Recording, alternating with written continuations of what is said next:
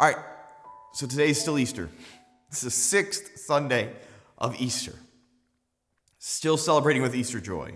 Even as the lilies start to turn brown, we're still celebrating with Easter joy. We keep going because there's so much in Easter to unpack. Now, remember, throughout Easter, the reason it's so long, Christ rises from the dead on Easter Sunday, and then he spends 40 days walking and teaching, confirming everything that he taught us before his crucifixion. He's reiterating and he's opening our eyes to a deeper and more profound understanding. So here in the gospel today, the very beginning of it, if you love me, you will keep my commandments. Too often, sin and vice and debauchery are explained away. Well, we all kind of hear those silly little expressions. I drink and I cuss, but it's okay. I love Jesus. I love Jesus, but I swear a little bit too. What is that? It's a complete dismissal of the call to conversion that the reality of Christ in our world is.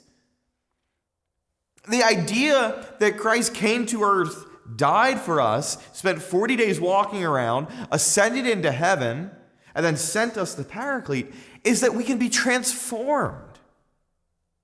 What finally satisfies my longing heart is when I give myself over to unity with God.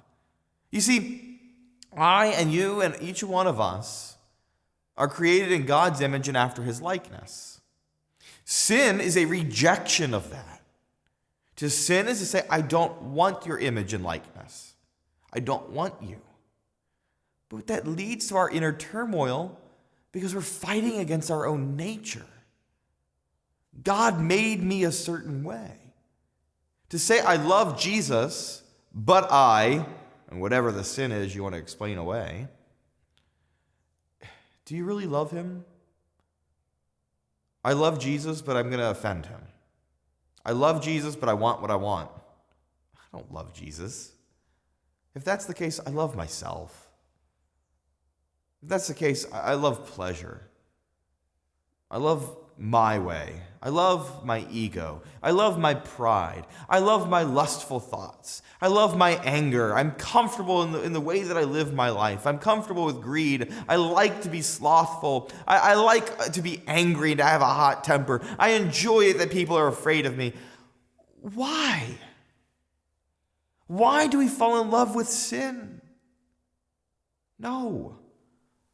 Fall in love with Jesus.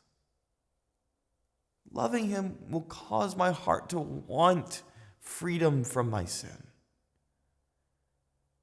Be bold enough and courageous enough to allow him to destroy your sin. He sits there with that invitation.